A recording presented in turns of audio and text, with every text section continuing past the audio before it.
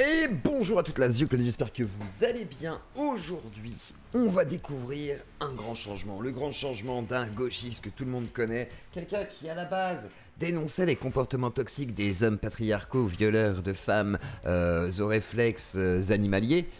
Et désormais, il devient l'héritier fidèle de Stéphane Edouard. Oui, je vous dis la vérité. Hein. Oui. Il est l'élève parfait que Stéphou aurait voulu avoir, je pense. Vous allez découvrir une vidéo d'analyse du Bouzeux Magazine sur une femme qui s'est fait draguer, semblerait-il lourdement, et sa rhétorique est-elle peut-être si proche de notre grand maître Stéphane Edouard? La question va se poser tout de suite, mais d'abord un petit générique. C'est parti pour le générique. Je suis un peu débile moi. Je déjà dans une pastèque.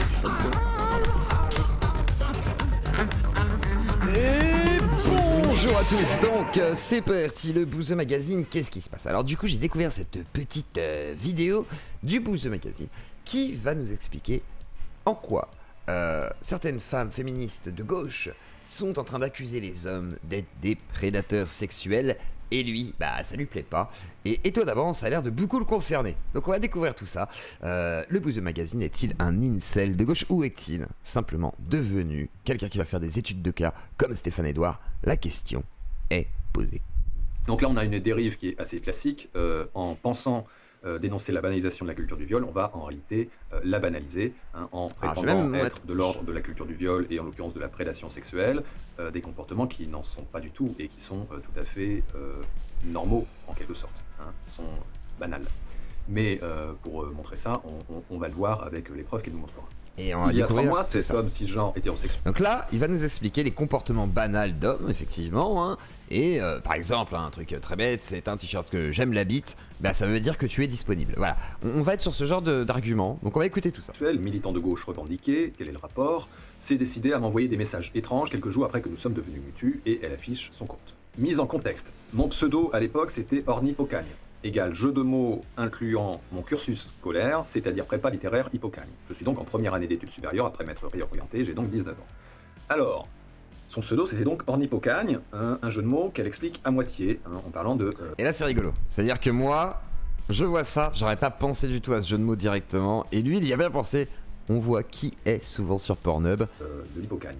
Seulement un jeu de mots, hein, en l'occurrence un mot valise est constitué de 2 mots. Hein. Si vous avez trouvé le mot auquel il songe, mettez-le en commentaire là. Hippocagne, Orny Hippocagne, quel est le deuxième mot? Que veut-il dire? A-t-il raison? Est-ce une bonne analyse? Je ne sais pas, mais en tous les cas, moi j'ai trouvé ça rigolo. Il y a Orny Hippocagne, mais elle ne nous parle pas de l'autre, Orny. Orny. Et le fait est que Orny... Et moi dans ma tête j'ai pensé Orn, je me suis dit des cornes. C'est quoi? Après non, en fait c'est coquin. Mais genre très coquin quoi. Et en fait, lui direct il y a tilté, il a fait ah mais ouais attendez, elle a mis ça comme pseudo. Donc quelque part, elle a cherché un peu. On peut traduire ça, c'est un mot anglais. D'ailleurs elle avait une jupe, il a violé. Bon, il fallait pas qu'il la viole, mais quand même, il pouvait l'approcher. C'est exactement ça qu'on va voir, c'est génial. C'est un qu'on peut traduire par chaud du cul. D'accord? C'est un terme à connotation sexuelle. Hein, donc il n'y a pas de plainte non plus madame, hein, non mais dis donc. Son pseudo, c'était un jeu de mots à caractère sexuel, ce qu'elle ne met pas en valeur. Hein. Alors il décide de m'envoyer un premier message pour complimenter mon pseudo, et donc le mec il dit j'ai fini Hippocagne aussi, je suis du genre super horny, même si ça n'a rien à voir, le jeu de mots des deux est simple et efficace. Elle répond oh jure c'est drôle que t'aies fait une Hippocagne, je t'ai volé ton identité on dirait, smiley qui rigole, je ne suis pas sapiosexuel quand même, haha. Et là, elle commence l'analyse. On peut se dire que son intention n'est pas mauvaise, il voulait seulement exprimer son enthousiasme vis-à-vis de mon pseudo. C'est exactement ce que j'ai pensé au premier abord, puisque mes premières réponses sont assez enjouées. Alors... Et là, c'est parti. Alors là, ce que j'aime bien, c'est qu'on pourrait se dire, effectivement, voilà, la naïveté, la jeunesse, peut-être que, voilà, le mec, il s'est dit, oh, elle est forcément disponible, elle s'appelle Orny Hippocagne.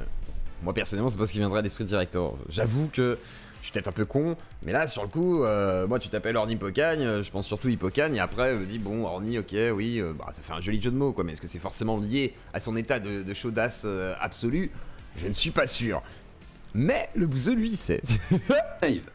Elle a un pseudo à caractère sexuel, il y a un type qui vient dans ses messages privés pour lui faire la remarque qu'elle a un pseudo à caractère sexuel, et a priori, de ce qu'elle dit, elle pense que oh bah non, c'est juste qu'elle aime bien mon pseudo. Hein. On a déjà un premier problème qui est la naïveté. Alors, ok, là-dessus je suis d'accord avec lui. La naïveté, effectivement, c'est, oui, ça dragouille sur Twitter, tu te doutes bien que le mec il vient te voir, il te dit, oh, t'as le pseudo Orny, dis donc, c'est rigolo, quoi, on va bien s'amuser. Oui, il a envie d'approfondir, semblerait-il, un petit peu les connaissances. Après, tu es en droit de lui dire, écoute, gars, voilà, effectivement. Et d'ailleurs, si t'arrives pas à le faire, c'est pas grave, normalement il peut aussi se retirer, les gars, il est pas obligé d'être chiant. Derrière, le bouseux, lui, va te dire que non, faut aussi apprendre à dire non les filles, quoi. C'est un peu de votre faute. C'est assez intéressant, en fait. Malgré que la fille aussi exagère, le bouseux exagère. En fait, hein. Elle continue en disant, mise en contexte, je passais une période difficile, que je continue à vivre en partie. En bref, je me sentais très seul. Alors voir qu'un militant de gauche très actif m'avait envoyé un message m'avait un peu flatté. Puis je me suis dit, chouette, un nouvel ami avec les mêmes opinions. Qui a été en dépression, quoi.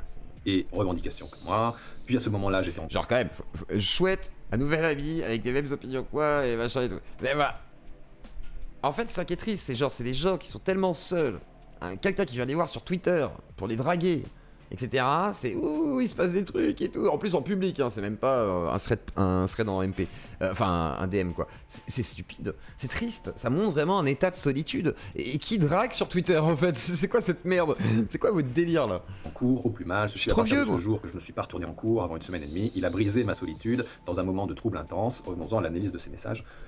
Cette partie-là, sur son contexte psychologique, ça donne... Et on dirait vraiment qu'il se défend lui, c'est ça qui est génial. On dirait vraiment, à un moment donné, vous allez voir un peu plus tard, que c'est lui qui défend. C'est pas, comment dire, c'est pas le gars réellement, non, c'est lui, comment il se comporte avec les femmes. Du coup, c'est normalisé, parce que du coup, on est un peu tous comme ça, nous les hommes. Du coup, bah en fait, enfin, il y a vraiment un côté genre, on serait tous comme ça. On serait tous dans ce genre de comportement. Je vois une meuf qui a écrit Orny, je vais lui parler parce qu'elle est coquine, j'ai envie de la baiser, c'est normal, parce que quelque part, il y a le sous-entendu, elle m'a montré sa disponibilité, etc., etc. Enfin, c'est assez lunaire, en fait. Et du coup, lui... Pas de soucis, c'est normal. L'impression qu'elle est en état de faiblesse et que le mec il est arrivé là au bon moment.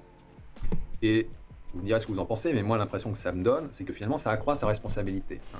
Comme si finalement il avait profité de sa faiblesse, hein, alors que à ce moment-là, le mec il en sait rien en fait, le bouseux, il en sait rien. Mais elle, si elle s'est sentie faible à ce moment-là, qu'elle était pas bien et tout, que le mec il vient lui changer un peu son quotidien, lui racontant des bêtises et que c'est un peu coquinou, bien sûr que voilà, elle va avoir de l'attrait. Par contre, c'est vrai que le fait qu'elle essaye de rejeter à un moment donné et que le gars soit là en mode oui je te laisse la liberté de, mais c'est compliqué en fait, c'est très dur de gérer, surtout des personnes qui ont l'air dépressives. Mais elle sait pas ce qu'elle veut la personne, c'est fort possible. Derrière tu peux pas la condamner, comme lui on peut pas le condamner, il a dragouille, y a rien de méchant non plus. Bon on va pas on va pas leur dire ah, vous êtes des merdes et tout, toi t'es sexiste et puis toi t'es méchante. Non c'est juste que c'est des gens qui vont pas très bien, qui draguent sur Twitter, donc déjà de base le signal il est mauvais. Tu sais qu'il y a un problème. Le problème il est la solitude, le manque de relations sociales, le manque de capacité à se dire bah je vais aller dans un cercle social réel, IRL, hein, pour pouvoir voir des vrais gens, les toucher, les sentir, non peut-être pas les sentir tous parce que ça pue, mais genre, il y a un manque, en fait, il y a vraiment un manque, et les réseaux sociaux sont bien pour plein d'aspects, les rapports parasociaux, tout ça machin, mais les relations de distance et tout, c'est très compliqué, c'est très très compliqué. Il n'en sait rien de ça, hein. Et non seulement nous on ne sait rien de son état psychologique à lui, mais lui il ne sait rien de son état psychologique à elle à ce moment-là, hein. Donc tout à fait. On ne peut pas profiter d'une situation dont on ignore l'existence, d'accord ? Dès son deuxième message, quelque chose cloche, mais je me disais qu'il parle seulement de mon pseudo, etc. Oui, mais non, c'est très cringe qu'ils me disent je suis du genre super horny alors que j'ai pas demandé à savoir. Alors c'est dire que c'est alors ça, par contre, oui, je suis désolé, bouseux, ça se trouve, elle s'est pas dit ça. Ça se trouve, elle a pensé à Horn. Me semble-t-il, Horn, c'est les cornes, par exemple. Si je dis pas de bêtises, je suis pas très bon en anglais. Je vais demander à mon linguiste de me confirmer ça. Mais en gros, Horn. Non, alors désolé Zio, mais to be horny, c'est littéralement être excité sexuellement. Y a pas de. T'es obligé de savoir. Non mais to be horny, mais horn, ça veut dire quoi? Ah horn. Oui, horn c'est une corne. Voilà. Oui. Alors du coup ça aurait pu être corne et hippocane, tu vois, genre. Horn, non, là non. Non, pourquoi? Bah arrête. Oh, tout de suite. D'accord, ok, bon. Ok, bah ok. Alors on a la vie d'un autre incel de gauche, voilà. On a plein d'incels de gauche maintenant, désormais. C'est un... Mais je suis ni de gauche ni un incel. Non, c'est vrai, c'est pas vrai. Hein. Guero, laissez-le tranquille, il n'est rien, il n'est même pas arabe. Et c'est ça qui est beau. On peut trouver ça cringe, d'accord, mais c'est juste qu'il te fait du rentre-dedans. Je suis pas sûr de ma phrase. Elle continue en disant je ne sais pas si vous percevez le caractère vraiment choquant de son message qui annonce la couleur de la prédation. Mais... Ah, par contre, c'est vrai. Là, c'est la parano de tous les gauchistes, féministes, radicales. Et j'ai eu cette pensée à l'époque. Je vais vous raconter une petite anecdote. À l'époque, moi, quand j'étais en mode full gauchiste et tout, et il y a certains qui m'ont connu d'ailleurs sur la chaîne en mode un peu plus gauchiste qu'avant, que maintenant, pardon, j'ai été encore pire. Mais pire, hein. C'est-à-dire, je me disais en fait, oui, effectivement, on est tous des prédateurs sexuels. clairement, que effectivement on est dans des positions de manipulation constantes en fait, hein, dans les hommes, les femmes, etc. Voilà, c'est comme ça. Et que de facto, c'était compliqué pour moi d'imaginer, d'envisager ne serait-ce qu'une relation avec une personne parce que je voulais ni manipuler, ni profiter, ni juste pour baiser, machin, et puis mes intérêts personnels. Parce que quelque part, c'est aussi nos intérêts personnels qui sont mis en jeu à ce moment-là. Et du coup, problème de, comment dire, de rationaliser en fait ce qu'est une relation aussi. Et au-delà de tout ce qui est justement un petit peu, on va dire, mécanique, de l'ordre voilà, de ce qui sont notre physiologie, notre biologie, notre psychologie, et ben effectivement, j'ai été obligé de réapprendre en fait à me sociabiliser. Et oui, parce qu'en fait, ça nous désociabilise de penser qu'on comprend toutes les relations, comment elles fonctionnent, comment elles s'articulent, qu'il n'y aurait pas une forme de, entre guillemets, je ne pense pas que ce soit vrai, mais de magie, on va dire, dans les relations humaines. Il faut laisser cette petite part, sinon ça devient de la merde. En fait, ça devient juste des trucs ultra radicaux. C'est comme être zététique tout le temps. Tu vois, t'es tout le temps zététique et d'extrême gauche ou je sais pas quoi, ou sociologique ou j'en sais rien, ultra science, tu te pourris l'esprit. Parce que tu es malheureux, parce que tu vois des choses que tu n'as pas envie de voir et tu te dis oh, mais c'est tout le temps comme ça et puis de toute façon la vie elle est horrible parce que de toute façon il n'y a pas d'intérêt, ça n'a pas de sens et regardez-moi, j'ai envie de baiser alors que j'avais pas envie de la violer, je sais pas quoi. Bon bref, toutes ces merdes là. Et bah effectivement, faut pas se rendre malade non plus. Par contre, faut aussi avoir conscience de certaines choses sans non plus tomber dans l'excès. Et l'excès c'est d'imaginer que tous les hommes soient des violeurs. Mais c'est vrai que potentiellement, on peut être tous des violeurs, mais ça veut pas dire que c'est le cas. Voilà, et ça veut pas dire qu'on est tous des violeurs du coup. Alice Coffin, cling, cling, cling, cling. Voilà. Mais il faut aussi se rendre compte que, bah oui, il y a des gens qui sont dans cet état-là, et c'est un peu comme l'éco-anxiété, j'appellerais ça la gaucho-anxiété. Et la gaucho-anxiété, c'est le mal. Et clairement, c'est pas normal de commencer. Il y a aussi la droito-anxiété, hein, je vous le dis. Quand vous êtes paranoïaque et vous êtes là, tous les Arabes, ils veulent me planter, ils veulent me tuer, vous êtes dans la droito-anxiété, vous voyez tous les Arabes avec des couteaux dans les bouches, et oh, il est noir, il me fait peur. Bon, voilà, c'est pareil, la droito-anxiété. Hein. Oh, en trans, il veut forcément violer les femmes dans les prisons. La droito-anxiété aussi. Malheureusement, c'est comme ça, il y a toujours de l'anxiété maximum radicale, et dès que vous êtes radical dans un sujet, vous êtes à côté de la plaque. C'est comme ça. Tu peux pas avoir raison quand t'es radical. C'est pas possible. C'est pas possible. Il n'y a pas d'équilibre dans le radicalisme. Voilà. Une interaction avec ça, c'est à partir de ce moment qu'on voit qu'il n'en a rien à faire de mon consentement. Quel est le rapport avec le consentement? Il n'y en a aucun. Hein. Là, l'effet, c'est quoi? C'est une meuf avec un pseudo à caractère sexuel, un mec qui voit une opportunité et qui va l'aborder, certes, en y allant un peu comme une brute, hein, en lui faisant du rentre-dedans, mais c'est une situation qui est banale. En fait. Si tu te balades dans la rue avec un t-shirt où il y a marqué « J'aime sucer des bites », et là, c'est le drame.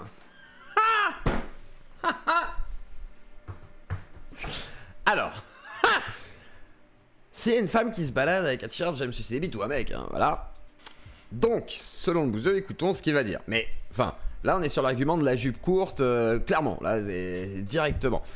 Et en plus de ça, c'est-à-dire que son exemple est encore pire, parce que un t-shirt j'aime sucer la bite, la plupart des gens ils vont voir ça, ils vont se dire ah ah, c'est un t-shirt humoristique acheté dans une boutique de tourisme à la con ou d'enterrement de vie de garçon ou de jeune fille, tu vois. Tu te dis pas directement oh, c'est un gay ou c'est une femme qui veut absolument gober mon gland. Non, par contre, il y aura des débiles qui vont penser ça, ça veut pas dire que c'est une ouverture. Mais bon, écoutons le bouseux. Et qu'il y a des mecs qui viennent te voir en te disant bah alors, comme ça t'aimes bien sucer des bites, on est fait pour s'entendre. Bon, il y a un moment, faudra pas te plaindre non plus. Ah! Mais oui, c'est sûr. Donc une meuf qui est en petite jupe comme ça, il fait super chaud l'été, petit débardeur, on voit bien la poitrine, tu vois. La petite jupe et tout, il y a coup de vent, ah, on voit un petit bout de culotte, tu vois. C'est très sexy, hein, c'est très... oh, j'ai envie d'y jeter dessus, tu vois. Bah, est-ce que ça veut dire que j'ai le droit d'aller aborder comme ça et tout? Parce que forcément, elle a l'air beaucoup plus disponible que les autres, parce que l'autre, elle est en burqa, je peux pas lui parler. Enfin, c'est quoi ça? Elle est en pantalon, elle a l'air beaucoup moins disponible que celle qui est en jupe, qui a écrit le t-shirt j'aime sucer des bites. Je vais aller voir celle qui dit j'aime sucer des bites, du coup. C'est complètement con. Enfin, j'espère. Alors évidemment, par contre, hein, s'il y a un type, si tu te balades avec un t-shirt j'aime sucer des bites, et qu'il y a un type qui arrive pour te dire, en baissant son froc, il te dit suce-moi la bite. Oui, alors effectivement, là, ce qu'on appelle définitivement un viol, hein, effectivement. Mais je pense que même l'autre cas, tu vois, c'est vraiment l'histoire de la jupe, quoi. C'est genre laisser un peu les meufs tranquilles quand elles sont dans la rue, même si elles ont des t-shirts, j'aime sucer des tops, quoi. Enfin, Là non, là c'est trop. Hein. Mais y voir une opportunité. Là c'est trop. C'est mignon. C'est pas du harcèlement. Hein. On pourrait choisir la facilité. Et c'est vrai que par contre, aller draguer une première fois, c'est pas du harcèlement, c'est un cis, machin et tout, là ça peut être différent. Et même même si c'est de la drague de rue, façon de parler, et que voilà, t'as un mec qui insiste 5 minutes sur toi ou 10 minutes, c'est même pas du harcèlement, c'est un mec ultra lourd casse-couille qui veut te faire chier ou qui veut obtenir de toi des choses qu'il n'a pas le droit d'avoir. Ça peut être même totalement illégal hein, dans plein de contextes, mais ce n'est pas du harcèlement. Le harcèlement, c'est quelque chose qui s'inscrit dans la durée, la répétition, etc. Machin. Enfin, faut pas non plus mettre le mot harcèlement de rue à toutes les sauces, n'importe comment. Après, j'entends le terme harcèlement dans le sens de la répétitivité du nombre de personnes qui viennent, mais c'est pas des personnes coalisées pour aller cibler une personne. Donc bon, le terme harcèlement est peut-être pas le bon. Peut-être que je me trompe, mais me semble-t-il, ce n'est pas le bon. Et se dire que rien ne justifie le harcèlement, comme d'autres disent rien ne justifie la violence, hein, raisonner comme ça dans l'absolu, mais on devrait plutôt se dire qu'il y a des limites à ne pas franchir. Un mec qui, si tu te sexualises et qu'il y a un mec qui veut une opportunité, bon, c'est pas de la prédation ça c'est juste qu'il a vu une opportunité. Si le mec va plus loin, il va trop loin, qu'il devient agressif par exemple... Une opportunité c'est pas un t-shirt, j'aime sucer des bites ou une jupe beaucoup trop courte. Une opportunité, c'est une meuf qui te regarde, qui te fait un petit regard en mode « Ah, salut, t'as l'air mignon », c'est tout ça. C'est pas genre, tu sais, c'est la meuf, elle te regarde, elle sourit, elle fait « Voilà, ça, je sais pas, c'est une opportunité peut-être. Je sais pas, une meuf qui te dit « Je peux avoir ton numéro », c'est une opportunité. Une meuf qui est là « Oh, bonjour », alors que, je sais pas, elle a pas à te dire bonjour. Peut-être que là, c'est une opportunité, mais genre, j'aime sucer des bites. Je me méfierais de vos opportunités les gars, franchement si c'est ça vos opportunités, c'est un peu de la merde hein, c'est... Honnêtement les gens... Insistant, etc. Là c'est trop. Le problème de cette situation là, comme on le verra, c'est que le mec en fait n'a pas été insistant. Et ouais. Donc voilà, maintenant on va passer à la deuxième partie qui est plutôt vers la fin, où il résume, il répète et tout, alors on voit un peu plus dans sa défense quasi personnelle, alors que ce n'est pas lui hein, me semble-t-il, du coup la personne concernée, mais il a tout flouté, mais il dit quand même le nom de la miss, mais il dit pas le nom du gars. Étonnant. Ça se trouve, il s'appelle Chibre en feu, on ne sait pas. Voilà, me pose des questions quand même. Ou la tronçonneuse, Godemiché, je ne sais pas. Ça en fait, hein.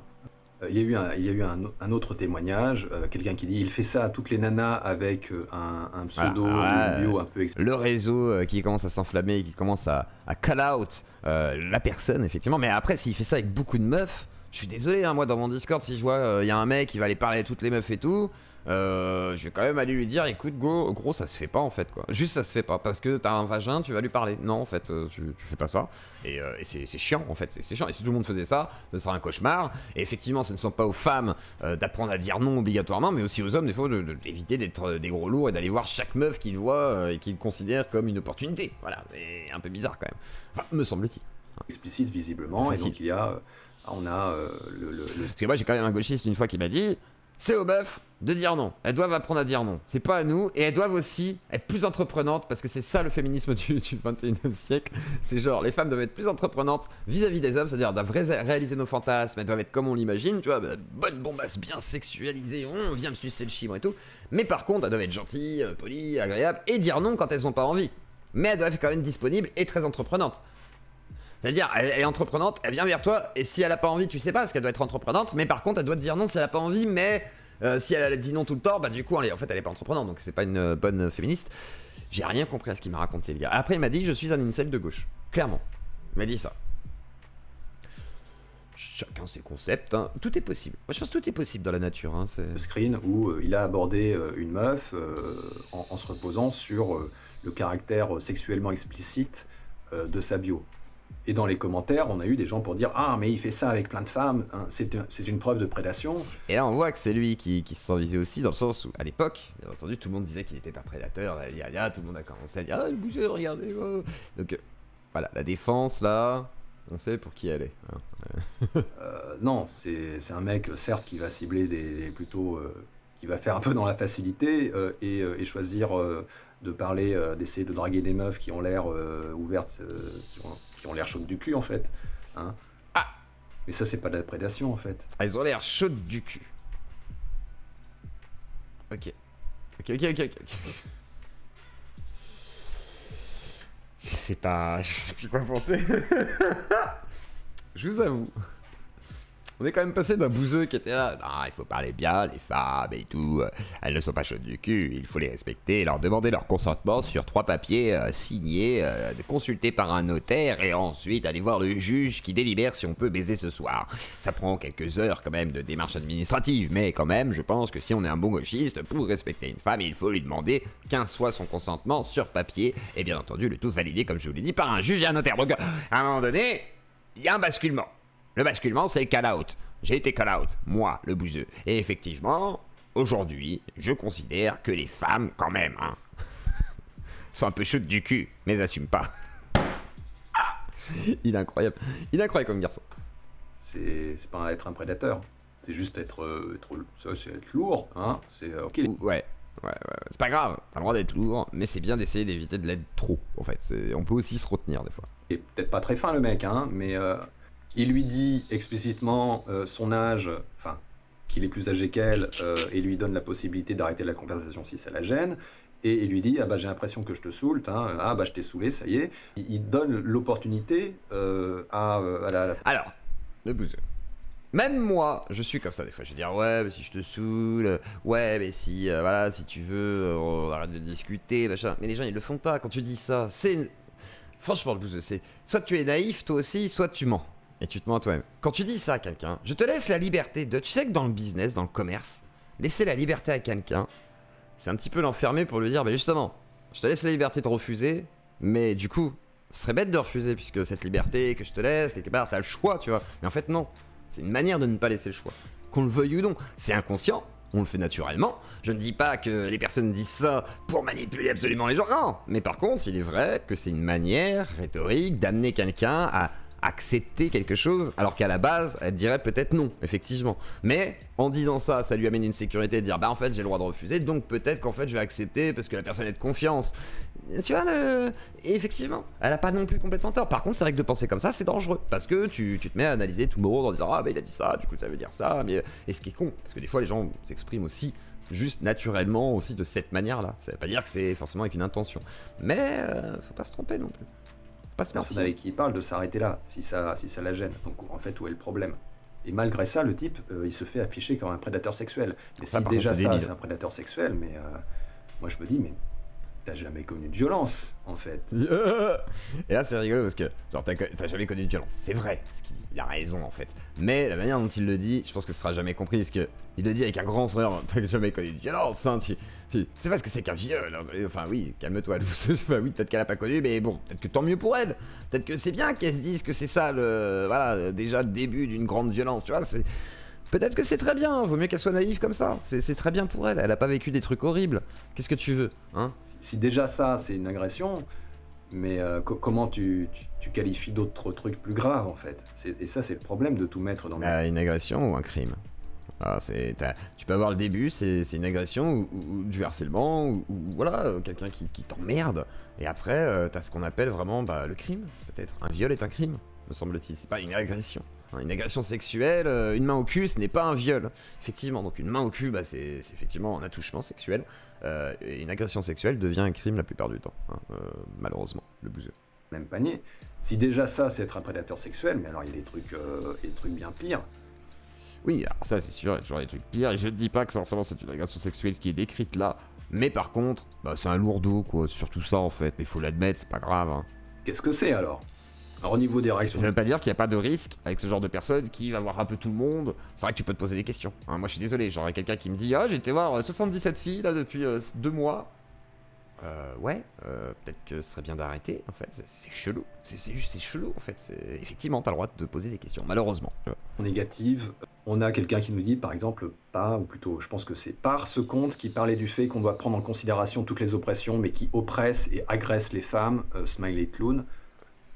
Voilà, là on est dans l'accusation classique. Et là, par contre, on est sur du vrai harcèlement aussi de l'autre côté. C'est-à-dire que la gauche, cette gauche-là sur Twitter, hein, vraiment celle de Twitter, là, a tendance à beaucoup afficher aussi que ce soit ses propres militants, si jamais voilà, ça dérape un petit peu, etc.